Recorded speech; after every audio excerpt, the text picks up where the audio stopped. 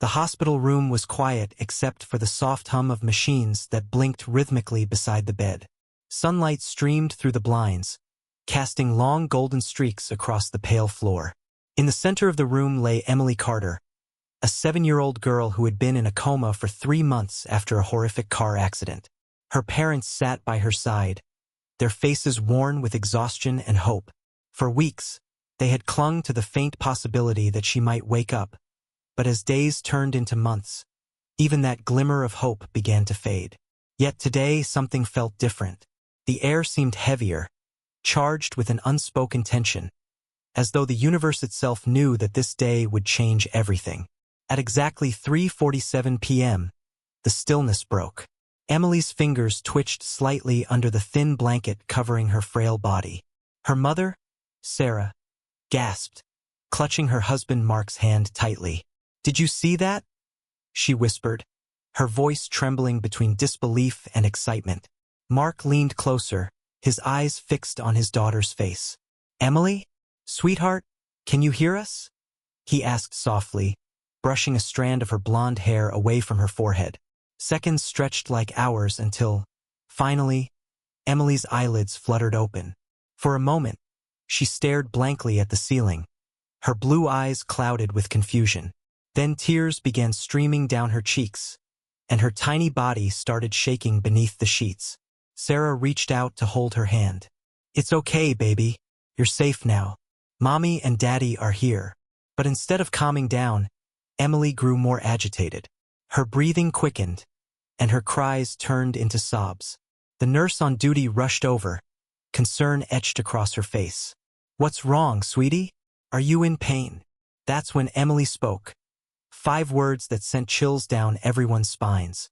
"They're waiting for me," she whimpered, her voice barely audible yet heavy with dread. The room froze. Even the steady beep of the heart monitor faltered for a split second before resuming its rhythm. The nurse, Linda, felt her blood run cold. She forced a smile, trying to mask her unease. "Who's waiting for you, honey?" Emily didn't answer immediately. Instead, she turned her head toward the window, her gaze distant and unfocused. When she finally spoke again, her voice was barely above a whisper, yet it carried a weight far beyond her years. "The people in the dark." Linda exchanged a glance with Sarah and Mark, who looked equally bewildered and terrified. "What do you mean, sweetheart?" Linda pressed gently, leaning closer to the bed. Emily swallowed hard, fresh tears spilling down her cheeks. "They told me not to come back." Linda's mind raced. Was this some kind of trauma-induced hallucination? Or was there something deeper, something inexplicable happening here? As a nurse, she had seen countless patients recover from comas, but none had ever spoken about people in the dark or cryptic warnings upon waking. She tried to reassure Emily, speaking in soothing tones. "You're safe now, sweetheart. Whatever scared you, it's gone. You're back with your family." But Emily shook her head violently, startling everyone in the room. "No. "They're still here," she cried, pointing toward the corner of the room where nothing but empty space existed. "Don't you see them?" Linda followed Emily's trembling finger, her heart pounding in her chest. Of course, there was nothing there, just the pale wall and the faint outline of a medical cart. Yet, the conviction in Emily's voice made it impossible to dismiss her claims outright. Sarah and Mark exchanged panicked looks, unsure of what to say or do. Their daughter was awake. That should have been cause for celebration. Instead, they found themselves grappling with questions they couldn't answer. Who were these people in the dark? What did they want from Emily? And why did her words leave everyone around her paralyzed with fear? As the initial shock subsided, Linda decided to document everything Emily said. Medical protocol dictated that such incidents be reported, especially given the unusual nature of her statements. But deep down, Linda couldn't shake the feeling that this wasn't just a case of delirium or post-traumatic stress. Something about Emily's words lingered in the air, unsettling and unresolved. Meanwhile, Sarah and Mark clung to each other, torn between relief and dread. They wanted to believe that their daughter was simply disoriented, but the look in her eyes told a different story, one that hinted at something far darker and more mysterious than they could have imagined. The unease in the room only deepened as Emily continued to stare at the empty corner, her small frame trembling under the weight of whatever she believed she was seeing. Her parents tried their best to comfort her, but every attempt seemed futile. "Emily, sweetheart, there's nothing there," Sarah said softly, her voice cracking with emotion. She reached out to stroke her daughter's hair, but Emily flinched, pulling away as if her mother's touch might somehow make the unseen presence stronger. Mark stood frozen, his hands gripping the edge of the bed, unsure of how to react. He wanted to believe it was just a child's imagination running wild after such a traumatic experience, but the raw fear in Emily's eyes made it impossible to dismiss. Linda, the nurse, stepped back slightly, her professional demeanor faltering for the first time in years. She had always prided herself on staying calm in high-pressure situations, but this was unlike anything she had ever encountered. The way Emily spoke, so certain, so haunted, left Linda questioning her own sanity. Could it be possible that the little girl had somehow glimpsed something beyond the veil of consciousness during her coma? Or was this simply a manifestation of trauma, a coping mechanism born out of unimaginable pain and confusion? Whatever the explanation, one thing was clear. Emily wasn't going to let go of this belief anytime soon. "Tell us more, baby," Sarah urged gently, though her voice betrayed her growing anxiety. "Who are these people? What do they look like?"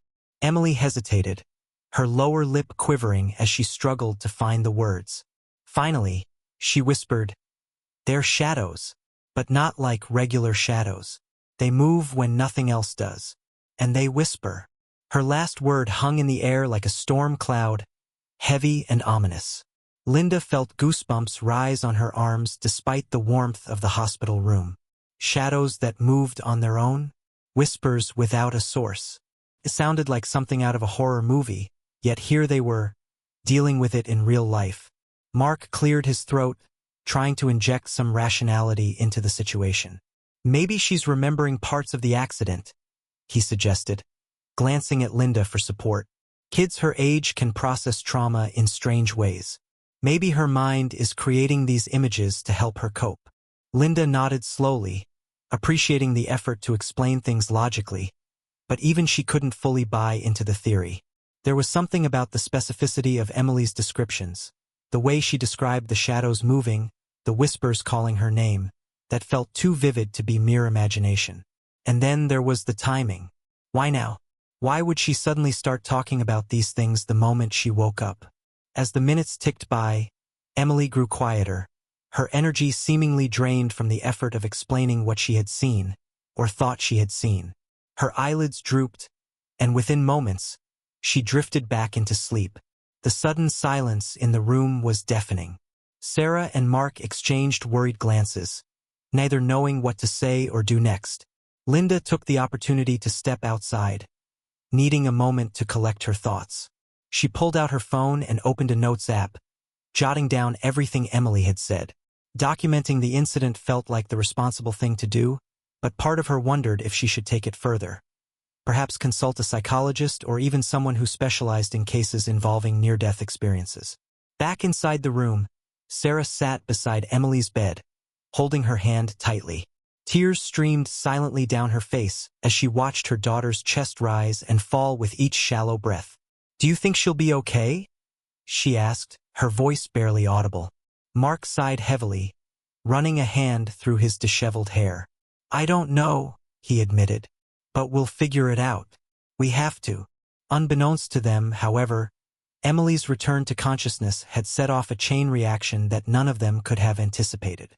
Later that evening, as the hospital staff changed shifts and the corridors emptied, strange things began to happen.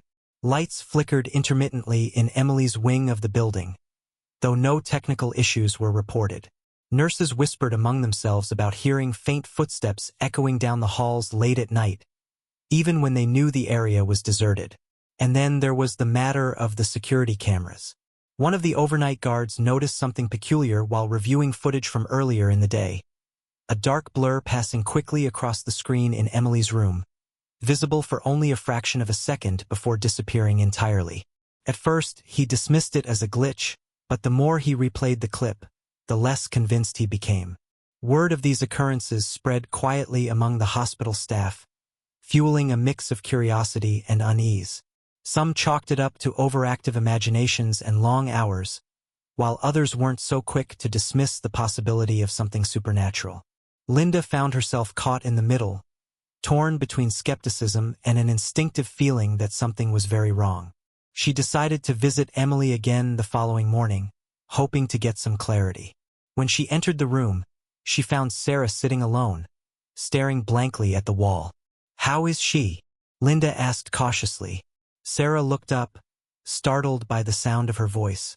"She's sleeping," she replied, her tone flat. "But I'm scared, Linda. Really scared. Last night I swear I heard voices, faint ones like whispers, and when I turned around, there was nothing there." Linda's stomach churned at the revelation. She had hoped that Emily's claims were isolated incidents, products of her fragile state of mind. But if Sarah was experiencing similar phenomena, then the scope of the mystery widened considerably. The days that followed Emily's cryptic warning were filled with an unsettling blend of routine and unease. The hospital staff, though outwardly professional, couldn't shake the feeling that something was off. Whispers about the girl in room 307 spread like wildfire among the nurses and doctors, each retelling adding a new layer of intrigue or fear. Some claimed they had seen fleeting shadows darting across the hallway when no one was there. Others reported hearing faint, indistinct murmurs late at night, even though the wing was supposed to be silent. It wasn't long before the entire floor seemed to carry an aura of tension, as if the air itself had grown heavier. For Sarah and Mark, the strain was unbearable. They took turns staying by Emily's bedside, unwilling to leave her alone for even a moment. But their presence did little to ease their anxiety. Every time Emily woke up, she would look past them, her gaze fixed on some invisible point in the room. Sometimes she would smile faintly, as though reassured by whatever or whoever she saw. Other times, she would whimper softly, clutching her blanket tightly as if trying to shield herself from an unseen threat. Her behavior was erratic, unpredictable, and utterly baffling. Linda, meanwhile, found herself increasingly drawn into the mystery. She had always considered herself a rational person, someone who relied on facts and evidence rather than superstition or speculation. Yet, the more time she spent around Emily, the harder it became to dismiss the possibility that something extraordinary was happening. One evening, after finishing her shift, Linda decided to dig deeper. She reached out to a colleague who specialized in pediatric psychology, hoping to gain some insight into Emily's condition. Dr. Rachel Meyer agreed to meet with her the next day, intrigued by the details Linda shared over the phone. When they sat down together in the hospital cafeteria, Linda recounted everything. Emily's initial awakening, her chilling descriptions of the shadows, and the strange occurrences that had since plagued the ward. Rachel listened intently, her brow furrowed in thought. When Linda finished, the psychologist leaned back in her chair, tapping her pen against the table. "It's not uncommon for children to experience vivid hallucinations or nightmares after traumatic events," she began cautiously. "But what you're describing, it's unusual. The consistency of her claims, the specificity of her descriptions, it doesn't fit the typical profile of post-traumatic stress." Linda nodded, grateful that Rachel hadn't outright dismissed her concerns. "So, what do you think it could be?" she asked, her voice tinged with desperation. Rachel hesitated before responding. "There are theories," she admitted. "Some researchers suggest that individuals in comas may experience altered states of consciousness, where the boundaries between reality and imagination blur. In rare cases, patients report encounters with entities or phenomena that defy explanation. Whether these experiences are purely psychological or have some basis in the metaphysical, well, that's where science reaches its limits." Her words hung in the air, leaving Linda with more questions than answers. Still, she appreciated the honesty. As they parted ways, Rachel promised to review Emily's case file and provide any additional guidance she could. For now, though, Linda knew she had to rely on her instincts, and perhaps a bit of faith, to navigate the situation. That night, As Linda prepared to leave the hospital, she made one last stop at Emily's room. The corridor was eerily quiet, the fluorescent lights casting long shadows along the walls. When she entered, she found Sarah sitting alone, her head resting on the edge of Emily's bed. Her eyes were closed, but Linda could tell she wasn't sleeping. "How's she doing?" Linda whispered, careful not to startle her. Sarah looked up, exhaustion etched into every line of her face. "She's been quiet today," she replied softly. "Almost too quiet. It's like she's waiting for something." Linda frowned, glancing at Emily. The little girl lay motionless, her breathing steady but shallow. There was an otherworldly stillness about her, as if she existed somewhere between this world and another. "Waiting for what?" Linda asked, though she wasn't sure she wanted to know the answer. Sarah shook her head, tears welling up in her eyes. "I don't know, but I can feel it, Linda. Something's coming. Something big." Her voice cracked, and she buried her face in her hands. Linda placed a comforting hand on her shoulder, unsure of what else to do.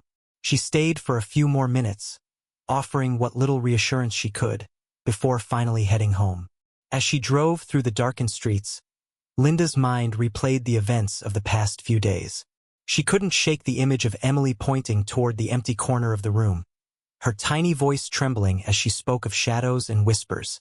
Nor could she forget the flickering lights, the unexplained noises, or the growing sense of dread that permeated the hospital. Whatever was happening, it was far from over. The next morning brought a development no one had anticipated. When Linda arrived at work, she was greeted by a flurry of activity outside Emily's room. Doctors and nurses bustled about, their faces tense with urgency. Pushing through the crowd, Linda discovered the source of the commotion. Emily was gone. Panic surged through her veins as she scanned the room. The bed was empty, the sheets tossed aside haphazardly. A quick search revealed no sign of forced entry or struggle. It was as if Emily had simply vanished into thin air. Security footage showed nothing unusual, just a brief moment of static before the camera cut out entirely. Theories flew fast and furious. Had someone taken her? Was it an inside job? Or had something far stranger occurred? As the investigation unfolded, Sarah and Mark were beside themselves with grief and confusion. They clung to each other, their hope dwindling with each passing hour. But amidst the chaos, one detail emerged that sent chills down everyone's spines.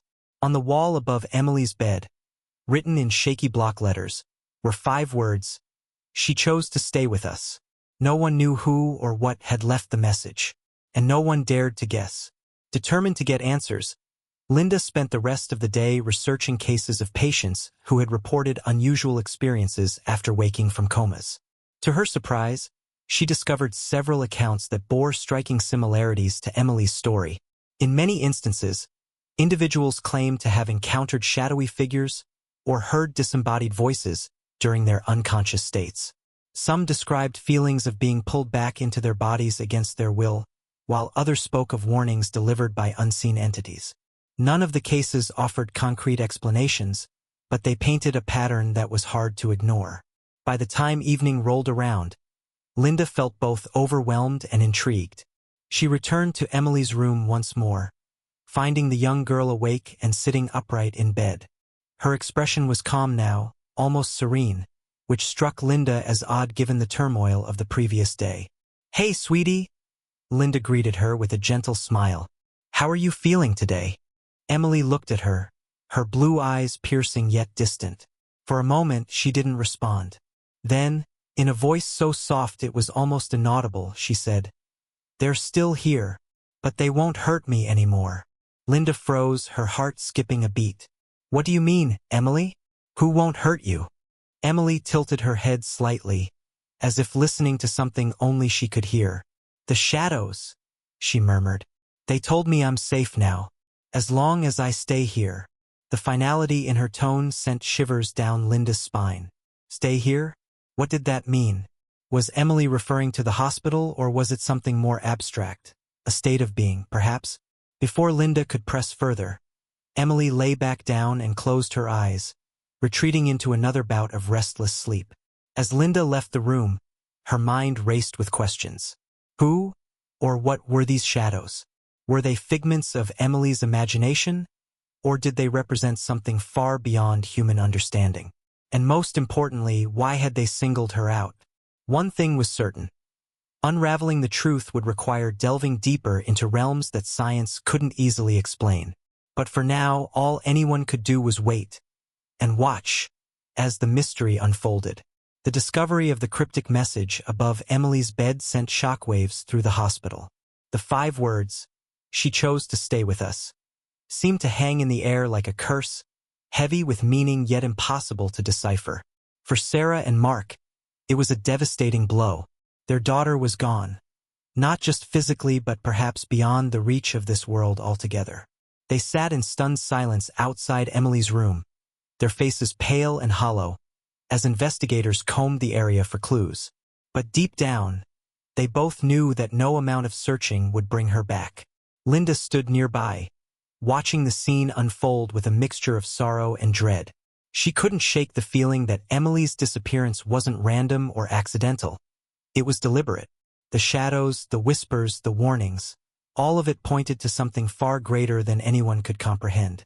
As much as she wanted to believe that Emily was safe, wherever she was, the ominous tone of the message left little room for optimism. Stay with us. Who were us? And why had Emily chosen them over her own family? Dr. Rachel Meyer arrived later that afternoon, having been briefed on the latest developments. Her usual calm demeanor was replaced by an uncharacteristic unease as she examined the message on the wall. "This isn't normal," she muttered under her breath, snapping photos with her phone. When Linda approached her, Rachel turned with a troubled expression. "I've read about cases like this before," she admitted hesitantly. "Rare instances where patients claim to have made contact with other entities during near-death experiences. Some describe it as a choice, a decision to return to life or move on. But I've never heard of someone choosing something else entirely." Her words sent a chill down Linda's spine. "You think Emily made a deal?" Linda asked, her voice barely above a whisper. Rachel hesitated, then nodded slowly. "It's possible. If we assume her descriptions of the shadows were real, and I'm not saying they are, it could suggest some kind of negotiation. A trade, maybe. Her presence for something else." The idea was horrifying, yet it fit disturbingly well with everything that had happened. Linda thought back to Emily's final words. "They're still here, but they won't hurt me anymore." Had she struck some sort of bargain with these shadowy figures? And if so, what had she given up in return? As the day wore on, the search efforts yielded no results. Police questioned staff members, reviewed security footage, and even conducted interviews with other patients, but nothing concrete emerged. It was as though Emily had simply ceased to exist within the confines of the hospital, or perhaps slipped into another realm entirely. By evening, the authorities declared her missing, leaving Sarah and Mark to grapple with the unbearable uncertainty of whether they would ever see their daughter again. That night, as the hospital settled into an uneasy quiet, Linda found herself unable to leave. She wandered the empty corridors, her footsteps echoing softly against the tiled floors. Something compelled her to return to Emily's room one last time. The space felt different now, colder, emptier, almost abandoned. The message on the wall loomed over her, its stark simplicity mocking her inability to understand. She stared at it for a long moment, her mind racing with unanswered questions. And then, just as she was about to turn away, she heard it. A faint whisper, so soft it might have been imagined. But Linda froze, her heart pounding in her chest. Slowly, she turned her head toward the corner of the room, the same spot where Emily had pointed during her awakening. First, there was nothing, just the dim glow of the nightlight casting shadows across the walls. But then, ever so slightly, the shadows shifted. They moved, not like ordinary shadows cast by light, but with purpose, as if alive. Linda's breath caught in her throat as the shapes coalesced into vague humanoid forms, their outlines blurred and indistinct. One of them raised an arm, pointing directly at her. Before she could react, the whispers grew louder, overlapping in a cacophony of voices that seemed to come from everywhere and nowhere all at once. Words formed amidst the chaos, fragmented but clear enough to send a jolt of terror through her body. "Tell them! She is ours now." Linda stumbled backward, her legs giving way beneath her. The shadows advanced, their movements fluid and unnatural. She scrambled to her feet and bolted out of the room, slamming the door shut behind her. Her hands trembled as she fumbled with her phone, dialing Sarah's number without thinking. When Sarah answered, her voice hoarse with exhaustion, Linda could barely speak. "I saw them," she choked out. "The shadows, they're real. They took her." There was a long pause on the other end of the line. Then Sarah whispered, "What did they say?" Linda hesitated, unsure if she should repeat the chilling message. But she knew she had no choice. They said, "She belongs to them now." Silence followed, broken only by the sound of Sarah's muffled sobs. Linda sank to the floor, her back pressed against the cold wall, and let the weight of it all crash over her. Whatever force had claimed Emily, it wasn't done yet. The shadows had made their presence known, and Linda couldn't shake the feeling that they were watching. Even now, in the days that followed, the hospital became a place of whispered legends and lingering fear. Staff avoided room 307 whenever possible, and those who dared enter reported strange occurrences. Flickering lights, sudden drops in temperature, and the unmistakable sensation of being watched. The case remained unsolved, relegated to the annals of local lore as just another unspeakable tragedy. But for those who had witnessed it firsthand, the truth was undeniable. Emily Carter was gone, taken by forces beyond human understanding. And though her parents mourned her loss every day, they couldn't help but wonder, was she truly lost? Or had she found a new home among the shadows, forever bound to the mysterious entities that had called her name? As for Linda, she eventually left the hospital, unable to endure the constant reminders of what had transpired. Yet, even years later, she would wake in the dead of night, convinced she could hear faint whispers drifting through the darkness. And sometimes, when she glanced at the corners of her room, she swore she saw shadows moving where no light could reach. The story of Emily Carter ended with more questions than answers, leaving behind a haunting legacy that refused to fade. Perhaps that was the nature of such mysteries, to linger unresolved in the minds of those who dared to remember. For in the end, some truths were never meant to be uncovered. The end.